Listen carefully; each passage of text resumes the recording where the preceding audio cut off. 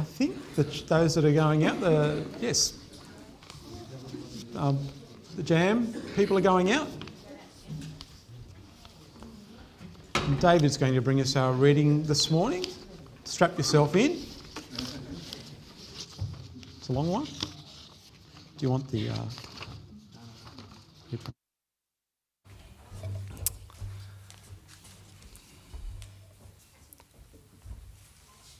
It's rare that we get a reading that comes right from the start of the scriptures. This one's really long, but it's an important story. It comes probably from an earlier Babylonian myth. Lots of ancient religions had creation stories. So if you choose, you might want to read it along on the screen with me, but sometimes it's better just to listen. The story can come to you a different way.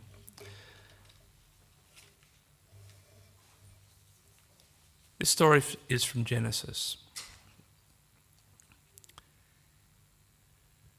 In the beginning, when God created the heavens and the earth was a formless void, and darkness covered the face of the deep, while a wind from God swept across the face of the waters. Then God said, "Let there be light," and there was light. And God saw that it was good, and God separated the light from the darkness. God called the light day, and the darkness he called night. And there was evening, and there was morning, the first day. And God said, "Let there be a dome in the midst of the waters, and let it separate the waters from the waters." So God made the dome and separated the waters that were under the dome from the waters that were above the dome. And it was so. God called the dome sky. There was evening, and there was morning, the second day. And God said, "Let the waters under the sky be gathered together into one place, and let the dry land appear." And it was so. God called the dry land earth, and the waters that were gathered together he called seas. And God saw that it was good. Then God said, "Let the earth put forth vegetation, plants yielding seed, and fruit trees of every kind on earth that bear fruit with the seed in it." And it was so. The earth brought forth vegetation, plants yielding seed of every kind, and trees of every kind bearing fruit with the seed in it. And God saw that it was good. And there was evening, and there was morning, the third day. And God said, "Let there be lights in the dome of the sky to separate the day from the night. And let there be for signs and for seasons and for days and years. And let them be lights in the dome of the sky to give light upon the earth." And it was so. God made the two great lights, the greater light to rule the day, and the lesser light to rule the night, and the stars. God set them in the dome of the sky to give light upon the earth, to rule over the day and over the night, and to separate the light from the darkness. And God saw that it was good. There was evening, and there was morning, the fourth day. And God said, "Let the waters bring forth swarms of living creatures, and let birds fly above the earth across the dome of the sky." So God created the great sea monsters and every living creature that moves of every kind with which the waters swarm, and every winged bird of every kind. And God saw that it was good. God blessed them, saying, "Be fruitful and multiply, and fill the waters in the seas, and let birds multiply on the earth." And there was evening, and there was morning, the fifth day. And God said, "Let the earth bring forth living creatures of every kind, cattle and creeping things and wild animals of the earth of every kind." And it was so. God made the wild animals of the earth of every kind, and the cattle of every kind, and everything that creeps upon the ground of every kind. And God saw that it was good. Then God said, "Let us make humankind in our image, according to our likeness, and let them have dominion over the fish of the sea, and over the birds of the air, and over the cattle, and over all the wild animals of the earth, and over every creeping thing that creeps upon the earth." So God created humankind in his image. In the image of God he created them. Male and female he created them. God blessed them, and God said to them, "Be fruitful and multiply, and fill the earth and subdue it, and have dominion over the fish of the sea, and over the birds of the air, and over every living thing that moves upon the earth." God said, "See, I have given you every plant yielding seed that is upon the face of the earth, and every tree with seed in its fruit. You shall have them for food, and to every beast of the earth, and to every bird of the air, and to everything that creeps on the earth, everything that has the breath of life. I have given every green plant for food." And it was so. God saw everything that he had made, and indeed it was very good. And there was evening, and there was morning, the sixth day. Thus the heavens and the earth were finished, and all their multitude. And on the seventh day God finished the work that he had done. And he rested on the seventh day from all the work that he had done. So God blessed the seventh day and hallowed it, because on it God rested from all the work that he had done in creation. These are the generations of the heavens and the earth when they were created.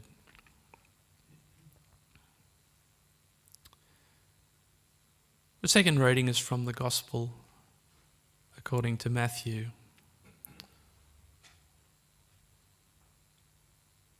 Now the 11 disciples went to Galilee, to the mountain which Jesus had directed them. When they saw him, they worshipped him, but some doubted. And Jesus came and said to them, "All authority in heaven and on earth has been given to me. Go therefore and make disciples of all nations, baptizing them in the name of the Father and of the Son and of the Holy Spirit, and teaching them to obey everything that I have commanded you. And remember, I am with you always, to the end of the age." In this is the word of the Lord. Thanks be to God.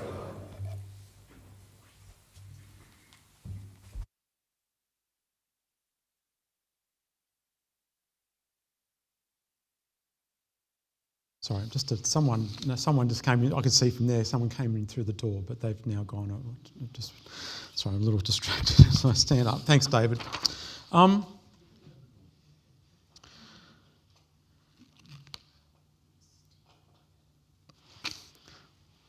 Last week, Mel 3 times reminded you that this week was Trinity Sunday. I wasn't going to preach on Trinity, but in watching what she said, I then felt like I was sort of given, no, I will have to give her a thank you letter to say that you all up that I was going to preach on Trinity this week. And here I am speaking on the Trinity, because I'll always do as Mel says. You might have picked up last week, we're good friends, so.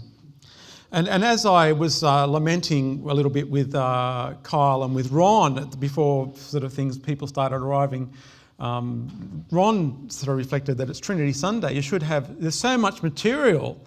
There is so much material to preach on. You shouldn't be short of anything to speak on Trinity Sunday. And it's true. I could preach this morning about from the angle of the different bits of the work of the Trinity. I could talk about the Creator God, the Redeemer God, the Sustainer God. I could talk about their inter-triune relationship and what that means for us all. The Father, the Son, and the third person. Oh, the Spirit, that's right, yeah. I could talk about it from a historical place. I mean, I spoke about this, when did I speak on this? About 4 or 5, 6 weeks ago at Exploring Our Faith in the afternoon, and looked at the historical development of the concept of the Trinity. And I could talk about the hypostases. I always get that word wrong. But anyway, Ron will know it. It's the idea of the different persons of the Trinity, each having their own unique, individual presentation, and that we experience all three of them a bit differently. I could talk about it from the idea of essence and all the arguments that went on in the first 5, 6, 7 centuries of the early church, peaking in Constantine with the, like the Constantinople, with the Nicene Creed and all that sort of stuff, and the difference between the Greek words homoousios and homoousios. The difference between of the same essence or of different essences. And all the argument and the bullying and the shoving and the pushing and the arguing that went on to eventually bring us the creeds as we have them. And this idea perhaps too of a Trinity, of a triune God. There's so much material. And as I said to Ron, I'd only go into it if I wanted to speak for 3 or 4 hours, and if I was running a sleep clinic, you know what I mean? Like because that's where we'd all end up. We wouldn't have any insomniacs in the room if I really got started on the Trinity from all those different angles. I promise you I'm not going to do that. I want to come at it from a different angle this morning. I want to come at Trinity from a different way. And the place I want to dwell this morning comes from the reading, Genesis chapter 1, where these words pop up. In verse 26.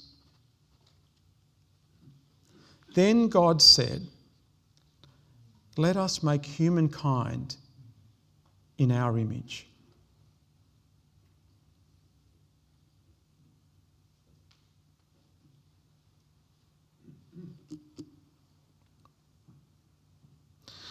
What on earth did that mean to the ancient writer or writers of what we have now as Genesis chapter 1?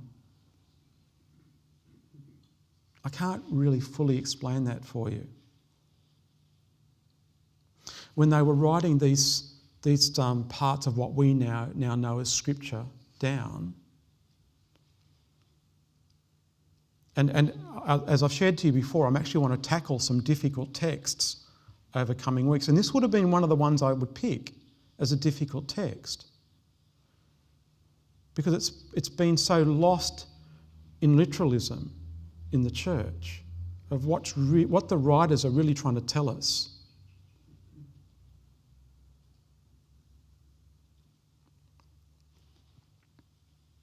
But I wonder what the writer meant when they said, "Let us make humankind in our image." And then in verse 27 it says, "So God created humankind in his image. In the image of God he created them."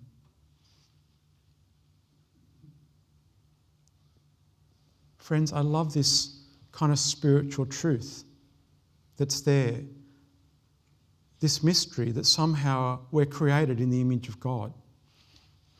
is something that we can say quite easily, but something that, and I'm just going to get Kyle to put up for me, please, is something that we lean into, and this document comes from our own mission plan, right? So we name our vision as finding life through finding God, and we named our mission, in other words, the way we're going to do that, is growing community and connection for all. And what you can't read, because it's way too small, is just our one-page summary, which lays out our strategy and how we're going to go about all that, what sort of culture we're growing, what our goals are. The second page on our mission plan is a little bit hidden. We don't ever really talk about it that much, but it's this page. It's our mission foundations. And it's our starting point as a community of faith. And the first column is these are 4 mission foundations. In other words, this is how we are going to go into the world. And our starting point, we're saying, as Coromel Uniting, is that we are going to allow ourselves to be captured by the awesome. We're not going to be a group of people who have got all the answers and can nail God down and explain God to you or fix it up like a Rubik's Cube. God's not like that. God's not a puzzle. God's not a crossword. God's not a Sudoku. God's not a problem with your car that you can fix up with technical issues, technical fixes. God is a mystery that we can get to know in part. We will always be captured by the awesome. The second thing we say about ourselves is that we will be a sent people. We're not going to be a stuck people. That's the opposite to being sent. We're not going to be stuck by the building or this room. We are God's sent people, sent into our community, following in the way of Jesus. The third one is the image of God. And we say this about who we are as we are in mission, that we see each person as created in the image of God. And I'll just keep going back, Kyle, sorry. Because I just want to go to the fourth one before I go any further. I'll come back to that. Actually, we'll go to the fourth one and then I'll come back to the third one. So the last one, and this is one of my favourite passages out of Scripture, on earth as it is in heaven. So as God's people who are trying to be caught by God's mystery, God's awesomeness, being sent people, seeing each person made in the image of God, we are seeking on earth as it is in heaven.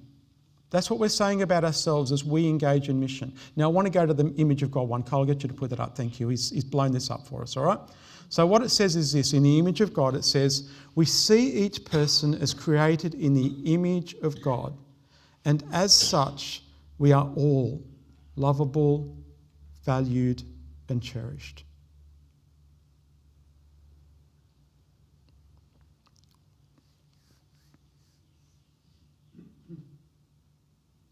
In ministry and mission, we see people as people to be met, not problems to be fixed.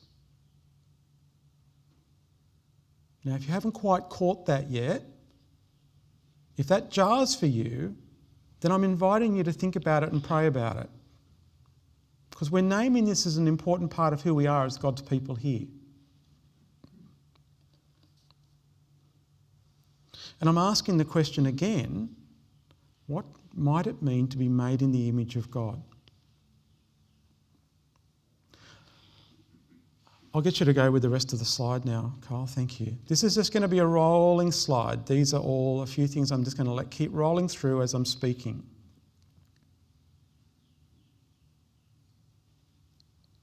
What might it mean to be made in the image of God? What I'm going to do for the rest of my time is lean into a theologian by the name of Gregory of Damascus. Gregory. There were no Jeffs around then. Gregory of Damascus, 8th century theologian, who came up with this idea. Now, theology, Trinitarian theology is concept. It's how do we try and capture what God might be like in Trinity. But he came up with this sort of thinking that I really love. And he calls it, and these are all different images of it, but it's called the divine dance. That's probably the only one that isn't in my slides, the divine dance. That's just another picture for Trinity. But he called about this idea of the dance of the divine. In the Greek, it's perikorosis. This concept that the Trinity is a dance. That the Trinity, the essence of God, is love and is community.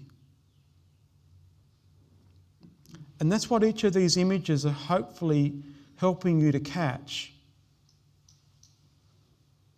That God as Trinity can well be understood as God as community. God as common unity. God as common purpose. God drawing us together in mission.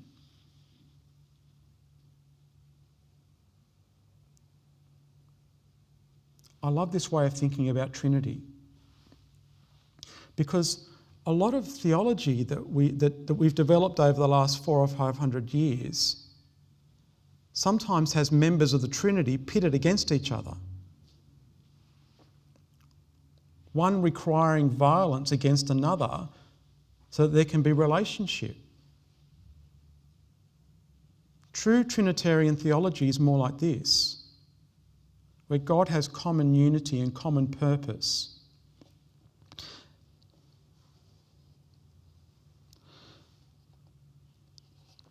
There's this three-in-oneness about God. Now, we live in a world, and we live in times, particularly in Western society, which values individuality and individualism. We've all become individual units of consumption. And for a lot of places, a lot of people, that's what our value is. How much can you buy? We've all become individual units of democracy, and it's your vote.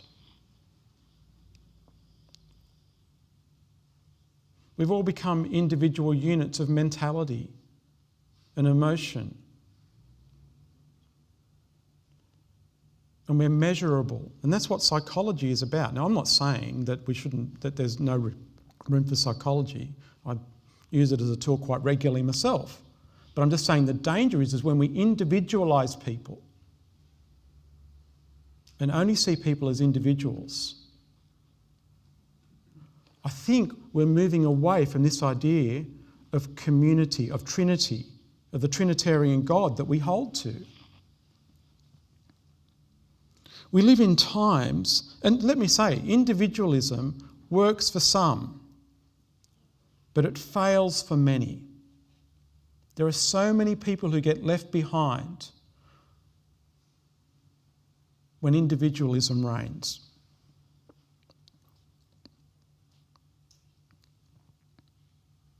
We live in a world where the epidemic is loneliness and social isolation. That's the danger of living in an individualistic society, is we end up believing that we are all we need. Now, I know people who think they would do just fine without other people if their lives didn't have to interact with too many other people. And I get that. There are days when I feel like that too. Luckily, it's not Sunday mornings.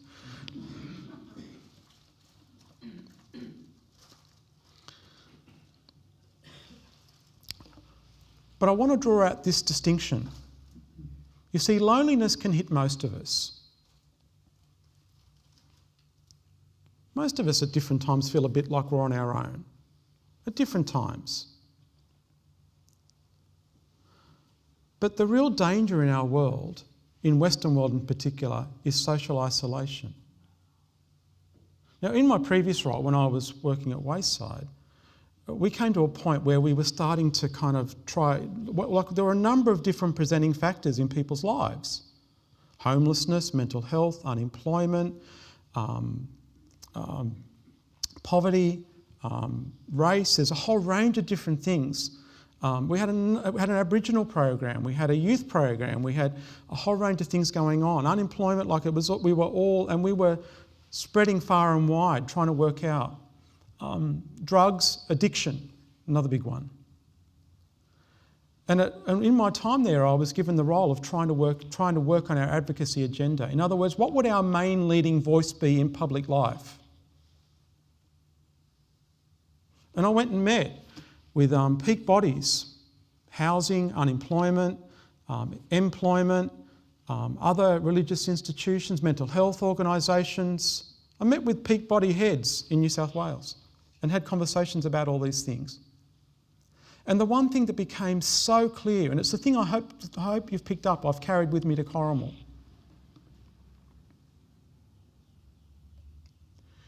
is that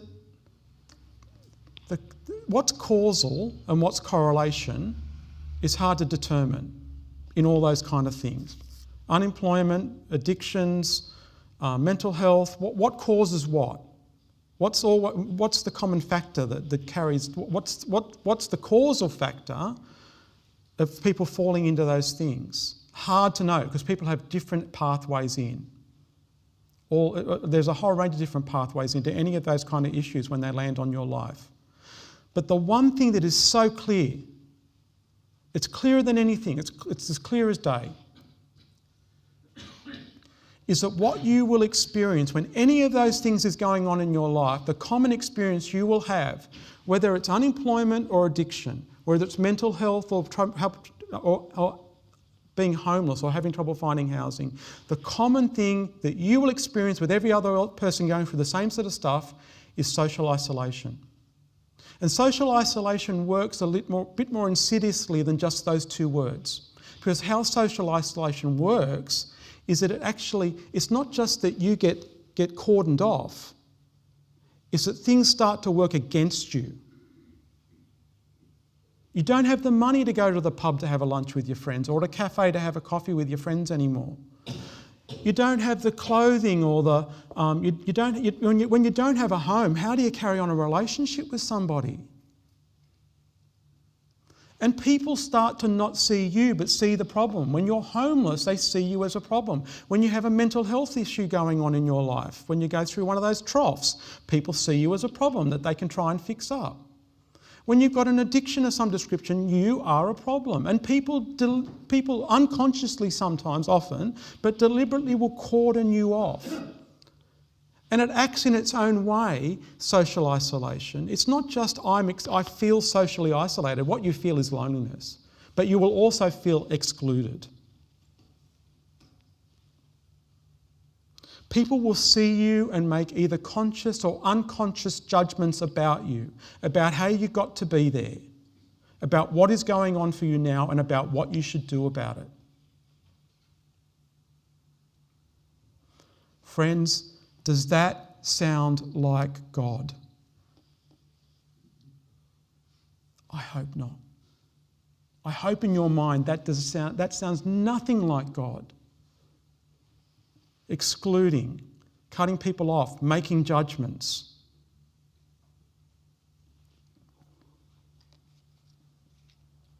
You see, if we're made in the image of God, if each and every one of us are made in the image of God, and if we're made in the image of God in the way that Gregory of Damascus helps us to find, then friends, we are designed and made to be in community.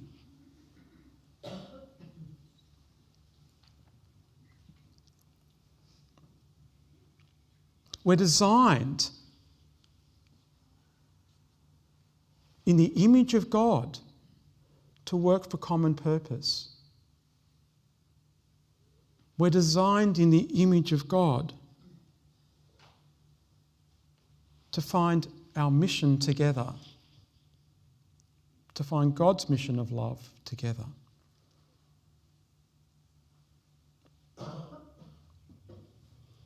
On Wednesday night, a few of us gathered for that terrible event, the State of Origin, right? I don't know why we bother. And I'm the one that advertises it, so I'm the worst case offender. But we got together, and about 7 or 8 of us were here.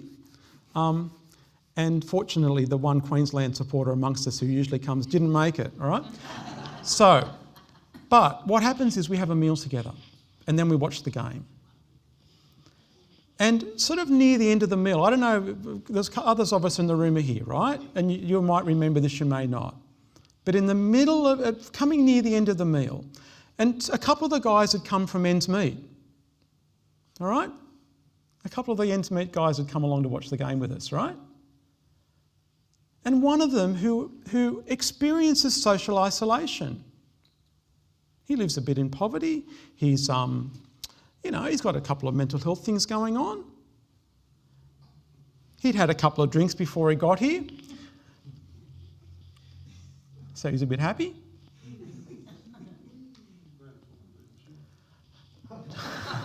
No, I'm not talking about myself. I don't drink very much, but I can make alcohol drink jokes, but I won't.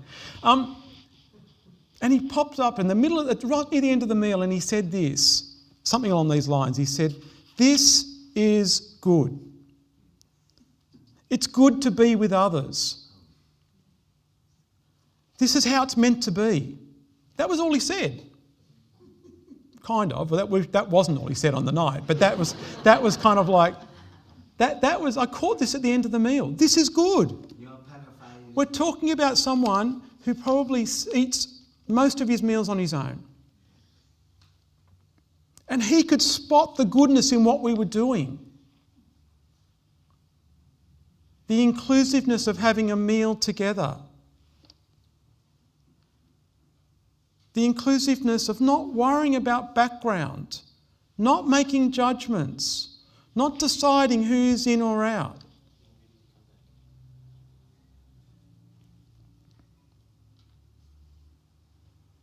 Friends, that's the image of God that we're made in.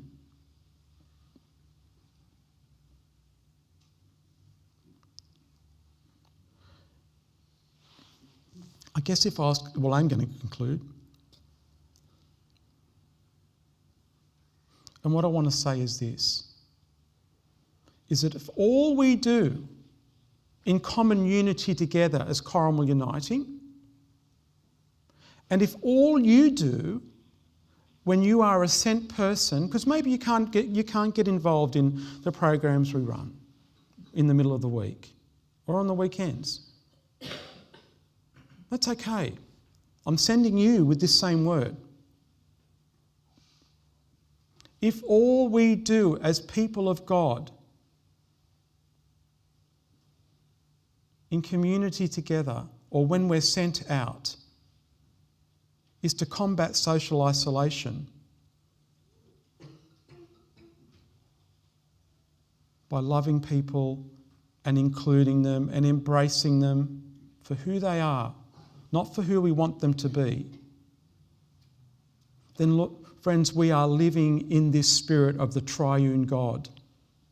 That's us living the Trinity. It's an activity. It's community.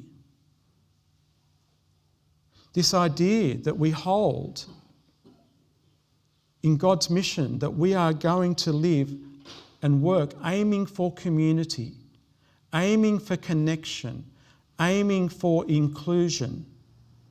Well, friends, I believe that's enough. We're living it. We're doing it. And we meet people all the time, whether it's at Op Shop, Men's Shed, Ends Meet, Time Out, the community garden, whether it's Living English, the art group, that's going really well. I feel like I've missed one. Craft. I think I'm still missing one. But in all of those things, if all we are doing is combating social isolation, then we are living out what it means to be a triune people. People who hold to some sense of Trinity. Trinity. In many ways, when we do this, we are celebrating and upholding that everybody is created in the image of God.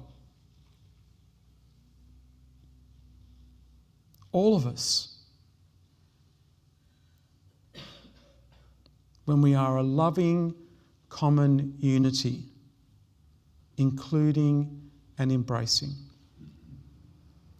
And friends, my prayer for you is that this triune God, if you need it today, then my prayer for you is that this triune God will hold you and embrace you and remind you how valuable you are, created in the image of God. Created for community. Created to love. You're valuable. You're worth it.